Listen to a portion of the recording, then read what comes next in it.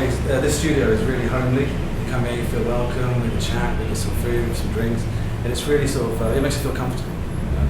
Whereas other parlours aren't, studios aren't always so welcoming. But this, with Galaxy Tattoo, it's always a laugh.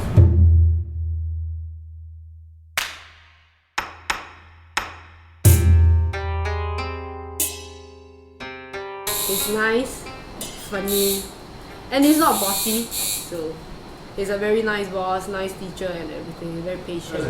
A few years ago I was looking around for some Japanese style tattoo artists here in Singapore, and I sort of did a bit of research and got recommended to Niccku.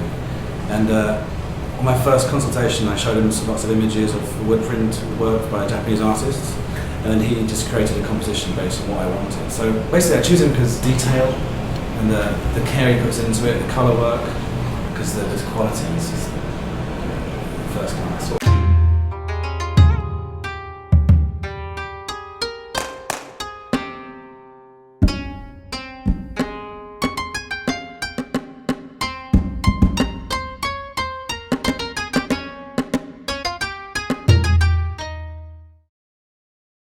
For Japanese style, Oriental style, we go to the source, go to the roots. It's all from Japan. And in Japan, they're really very particular about their own culture, Bushido, the spirit of the samurai, how they respect their master. So basically, when we, or the Taiwanese people, or the China people, or whoever, even like Caucasians, who flew into Japan to learn the culture or to learn the technique of tattooing or to visit the master and everything, we get influenced not only by their work, maybe through their personality, through their culture, how the student, the apprentice, the student respect the master, how the client respect the master, how client walking, they really want tattoo from the master. In Japan, they really do respect that. And even the apprentice to come to learn from the master, they really respect that part too. For what I'm doing is, I think it's more Oriental, than really traditional Japanese style. And also maybe like a bit like new school Japanese style or something like. It's just the out shape and maybe the subject is Japanese style, but the background is totally different from how Horiyashu, all these big sensei, it's totally different from that, So the demand in Singapore, why people coming back, I think it's just also a trend. Everybody getting big back piece, but one good thing is last time it's only gangsters get full back and big back tattoo. Now it's different. It's like everybody from different lines of jobs. They come in, they want a full back. I tattoo lawyers, doctors. So which is really nice, I think, to have some changes in the scene of tattoo in Singapore. Actually, the layout and the line is really important. How the layout of the whole sleeve or the whole, not about one point tattoo, like the sleeve, hand sleeve, or leg sleeve, or full back or full front. The layout actually is really important, like how you lay out your subject and how you lay out the background, the foreground. Not too much cut over until you can't even see the subject. You got to be really clean, just like the line itself. When the line is done, and it look really clean, the shading and the color is just additional bonus to make it look better. I try to develop and change because everybody try to express themselves in their own way, which is very difficult. So till now, like in Singapore, maybe people will see, okay, it's by Nick. They can tell from some part of the details or the colors or how the layout of the whole back piece or something. But I'm still copying some from here, from there, and everything. I'm still trying my very best to come up with something that maybe it's like what everybody wanted to, it's like their own style. Compared to maybe, let's say, not too far, 2-3 years ago to my work, the changes of right now is I use more colors and more softer color, cold color, like very light blue, light turquoise, light bright yellows, all this. I use more of this light color right now. And I build in more like, before I use more bigger and bold line, now I try to use more like fine lines with all the details.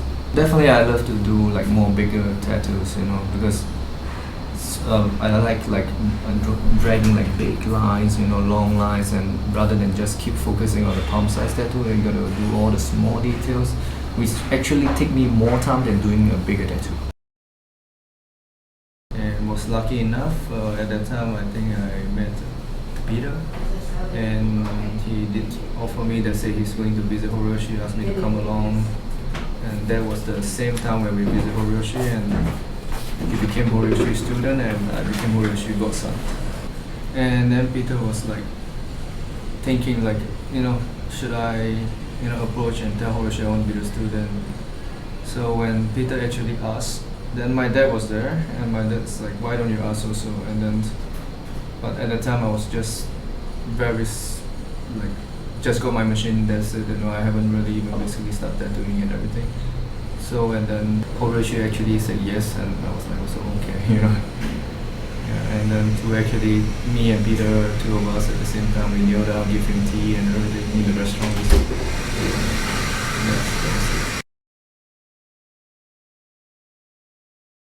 Oh no, I didn't went through any apprenticeship with him because for going through an apprenticeship in the Japanese culture, the first year you can't even get near to the master.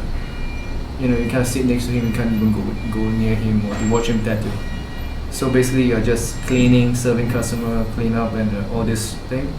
It's only second year then maybe you can get near to the master. But for me no, it's like straight I went to him, he asked me to come by, sit next to him, watch him tattoo, ask him whatever I wanted to know, and he showed me how the drawing, like simple basic drawing of chords and everything. Yeah, so he treated me actually really nice. Without Horiyoshi, he doesn't have me today. Because I don't smoke, don't drink, and don't gamble. I think mostly sports. Like I go to the gym, I go to the fight gym. I started martial arts when I'm 11. I like collecting his stuff, and also, but he's also a big influence because I bought all his books, even his interviews, everything related to him, like the movies or any documentary. And he have a big part of the influence, like how he actually went through his life, how hard he struggled in the very beginning part. Like I did understand how he lived alone and as a Chinese at that time in America. So that hit me a lot with how actually the kind of mentally and physically prepare for anything that you unexpect in your life. What I know, I tell you. But it's not said that definitely I'm right or wrong. I'm not sure how much you can learn from me and everything. It's like, it's just an advice, a guidance. How you want to develop is your own choice. He will give some pointers, but he's not gonna be there and tell you like, oh, you have to do this and that, this and that. I'm enjoying my time here. I enjoy learning everything. There's always something new to learn, like never ending. So that is good. Keeps me busy all the time. Just like what Louis said and how I teach Louis, how I taught Louis, how I taught Das from Hong Kong. Basically, I would just tell them what I know and let them have the freedom to express themselves through what they learn from me. And it's not like you must draw like this, from A to B you must be like this. No. I just tell you how, and you do it your own way.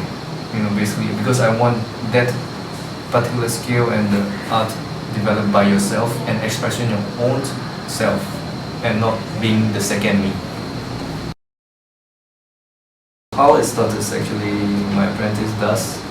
He came over to Singapore to start to learn from me, and I taught him for like 3 years. So with respect he called me and he wanted to share with me and everything, but he's the owner also and he runs the shop there. Definitely I said, yeah, that's good, so I give my full support for the studio. You use the name and everything, and I even do some painting for him representing the studio and everything. And he invited me over for the opening, and with his work, his character, made me really proud of him.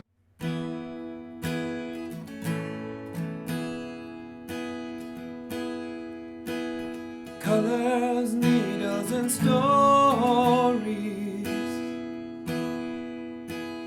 memories I'd like to keep.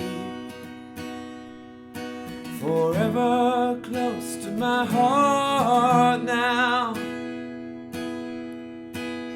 always following me. Pictures and people and troubles I meet, fables I'd like to believe, inking reminders I keep on my journey. The road's been long in the Lion City, but they're all the pieces of me.